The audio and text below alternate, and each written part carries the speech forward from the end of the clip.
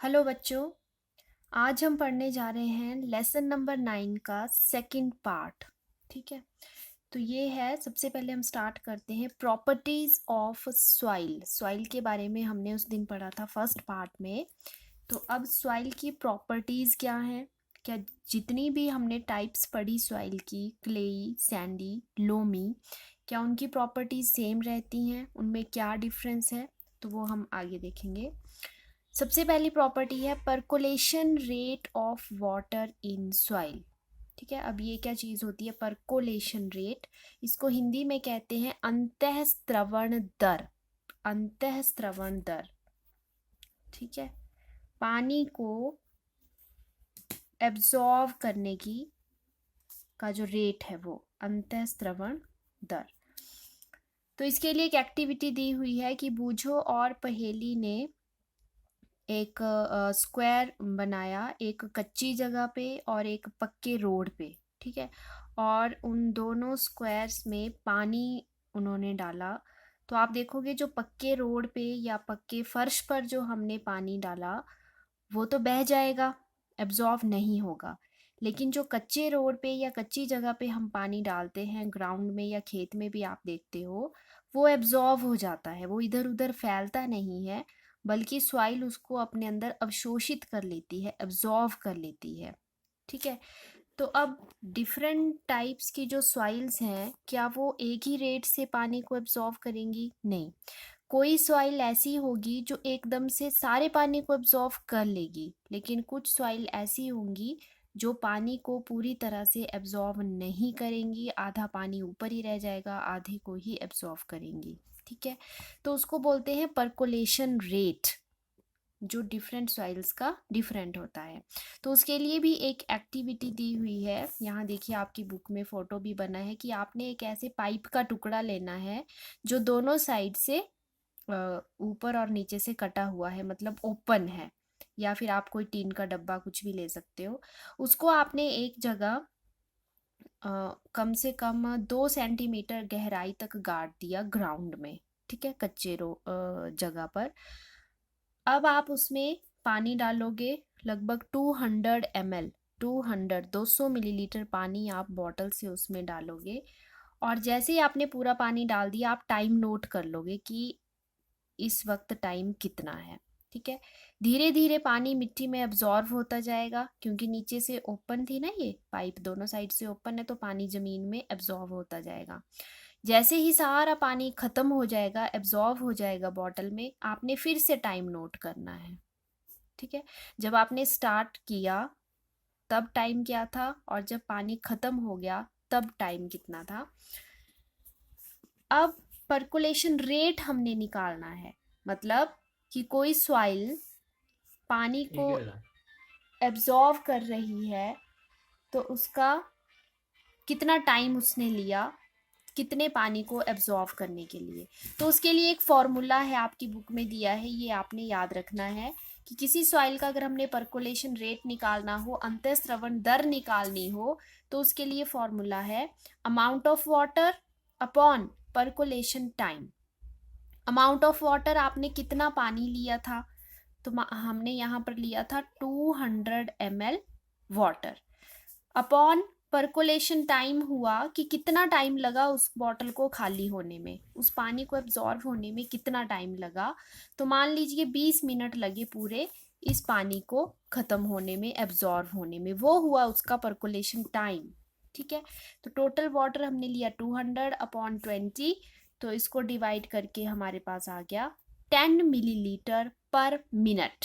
ठीक है, पानी हमने मिलीलीटर में लिया है, टाइम हमने मिनट में लिया है, तो इसकी यूनिट आ गए मिलीलीटर पर मिनट। तो ये इसको हम बोल सकते हैं this is percolation rate of this type of soil. तो परकोलेशन रेट कैसे निकालना है, उसके लिए आपने ये फॉर्मूला याद रखना है। टोटल पानी आपने कितना लिया अपॉन उसको एब्जॉर्व होने में, पानी को एब्जॉर्व होने में टोटल टाइम कितना लगा। अब यही एक्टिविटी जब आप डिफरेंट टाइप्स ऑफ सॉइल्स के लिए करोगे, जैसे मान लीजिए कहीं पे सैंडी सॉइल है, वहाँ पे कुछ और आपका परकोलेशन रेट आएगा, क्योंकि सैंडी सॉइल मैंने आपको बताया एकदम से पानी को एब्जॉर्व कर लेती है, तो उसकी जो वाटर एब्जॉर्विंग पावर है वो ज़्यादा है। ठीक है, तो वो कम समय लेगी पानी को एब्जॉर्व करने में। जब पानी समय कम लगेगा तो परकोलेशन रेट उसका ज़्यादा आएगा। ठीक है, लेकिन जो क्लेई सॉइल है, जो चिकनी मिट्टी होती है, वो पानी को एब्जॉर्व करने में बहुत टाइम लेगी, धीरे धीरे होगा उसमें पानी एब्जॉर्व। तो जब टाइम ज़्यादा लगेगा तो परकोलेशन रेट उसका कम आएगा। तो इसलिए हर सॉइल का परकोलेशन रेट डिफरेंट होता है। Next is moisture in soil. Soil में नमी होती है, आर्द्रता होती है, मॉइस्चर होता है। आपने देखा होगा गर्मियों के दिनों में बहुत जब धूप पड़ रही होती है तो हमें जो धरती के ऊपर की जो एयर है, the air above the land is shimmering, वो ऐसे कंपकंपाती सी दिखती है हमें एयर। क्यों? क्योंकि सॉइल में जो वाटर है वो इवेपोरेट हो रहा है, वेपर्स बनकर ऊपर जा रहा है, तो वही वेपर्स हमें शिमर करते हुए दिखते हैं। इसके लिए एक एक्टिविटी भी दी हुई है कि आपने एक take a boiling tube, put 2 spoonfuls of soil sample in it, heat it on a flame and observe it. Let us find out what happens upon heating. जब आप एक बॉइलिंग ट्यूब में सॉइल लेते हो और उसे गर्म करते हो तो आपको यहाँ पर ड्रॉप्स दिखेंगी, ट्यूब पे पानी की ड्रॉप्स दिखेंगी। वो कहाँ से आई? इसका मतलब वो मिट्टी से ही आया होगा पानी, है ना। जब हमने मिट्टी को गर्म किया, पानी इवेपोरेट हुआ, इवेपोरेशन के कारण पानी के जो वेपर्स हैं जब वो ऊपर उठे तो वो कंडेंसेशन भी साथ में यहाँ पे हुई, जब वो यहाँ पे टकराया इसके ट्यूब की वॉल से और पानी में बदल गया। तो वो ड्रॉप्स, वो पानी कहाँ से आया? मिट्टी से। तो इस एक्टिविटी से ये प्रूव हो रहा है कि सॉइल में पानी होता है, मॉइस्चर होता है। Next, absorption of water bye soil. अब पानी एब्जॉर्व करने की जो पावर है वो भी मैंने जैसे आपको बताया सबकी अलग अलग है। ठीक है, कि कितना पानी एब्जॉर्व किया किसी मिट्टी ने। तो उसके लिए भी एक एक्टिविटी दी है। ये देखिए, एक फनल में हम फिल्टर पेपर की फनल बनाएंगे, उसको ऐसे ग्लास फनल में रखेंगे, उसमें हम सॉइल सैंपल ले लेंगे और हर सॉइल सैंपल के लिए हम ये एक्टिविटी दोहराएंगे। पहले Sandy soil, clayey soil, loamy soil के लिए। तो हमने यहाँ पे सॉइल ली और फिर पानी हमने लिया मेजरिंग सिलेंडर में 50 ml 100 ml जितना भी लिया वो नोट कर लिया। फिर हमने उसको ड्रॉपर से मिट्टी में डालना शुरू किया, इस तरह से डालना शुरू किया कि पूरी मिट्टी गीली हो जाए, पूरे वो पानी को एब्जॉर्व कर ले। फिर आप थोड़ी देर के बाद देखोगे, जब तक आप पानी डालते जाओगे कुछ देर तक तो यहाँ पानी नीचे नहीं आएगा, लेकिन जब पूरी मिट्टी गीली हो जाएगी तब धीरे धीरे यहाँ से पानी टिप टिप होना शुरू हो जाएगा। ठीक है, तो मतलब अब पूरी मिट्टी जो है वो पानी को एब्जॉर्व कर चुकी है। तो आपने क्या करना है, आपने वो वॉल्यूम पानी का नोट करना है जो आपने स्टार्टिंग में लिया था, और जब पानी टपकना शुरू होता है तब आपने रोक देना है वहाँ पे पानी डालना। अब आपके पास कितना पानी बचा सिलेंडर में, मेजरिंग सिलेंडर में, वो नोट करना है। ठीक है, तो वेट आपने कितना लिया था सॉइल का, जैसे मान लीजिए 50 ग्राम। Initial volume of water in the measuring cylinder मान लीजिए UML, है ना। मतलब स्टार्टिंग में आपने कितना पानी लिया, फिर आपने पानी डालना शुरू किया ड्रॉपर से मिट्टी में, और जब उस पानी यहाँ से टिप टप करना शुरू हो गया तब आपने बंद कर दिया पानी डालना। तो अब आपने वॉल्यूम नोट करना है कि अब कितना बचा, मान लीजिए VML। ठीक है, तो इसका मतलब मिट्टी ने कितना पानी एब्जॉर्व किया। मान लीजिए आपने लिया था 50 ml पानी। ठीक है, फिर आपने डालना शुरू किया, आप डालते गए और जब आपने 40 ml पानी डाल दिया तो आपने देखा कि अब यहाँ से पानी टपकना शुरू हो गया। तो मतलब मिट्टी ने कितना पानी आपके पास अब बचा, 50 में से आपने 40 डाल दिया और आपके पास बचा 10 ml। ठीक है, तो वो 10 ml कहाँ गया, वो इस मिट्टी ने एब्जॉर्व किया। ठीक है, तो इस तरह से आप निकाल सकते हो कि मिट्टी ने कितना पानी एब्जॉर्व किया। So volume of water absorb by the soil U minus V, यानी कि 50 माइनस 40 हमने किया। और वेट ऑफ वाटर अगर आपने वेट में निकालना है तो आप ग्राम में लिखोगे, अगर वॉल्यूम निकालना है तो मिलीलीटर। और अगर परसेंटेज निकालनी है कि कितना पानी एब्जॉर्ब किया, परसेंटेज ऑफ वाटर एब्जॉर्ब, तो आप U माइनस V, जो आपने इनिशियल वॉल्यूम लिया था पानी का वो, माइनस जो फाइनल बचा, जैसे 50 माइनस 40 अपॉन मिट्टी का वेट जो आपने लिया था 50 इंटू 100 कर दो, तो वो आपकी परसेंटेज आ जाएगी। अच्छा, अब जैसे आपको बताया कि पर्कुलेशन रेट हर सॉइल का डिफरेंट होता है, तो सबसे ज़्यादा पर्कुलेशन रेट किसका होगा? पर्कुलेशन रेट मतलब पानी को एब्जॉर्व करने में जो कम समय लेगा, ये बताया था ना आपको फॉर्मूला।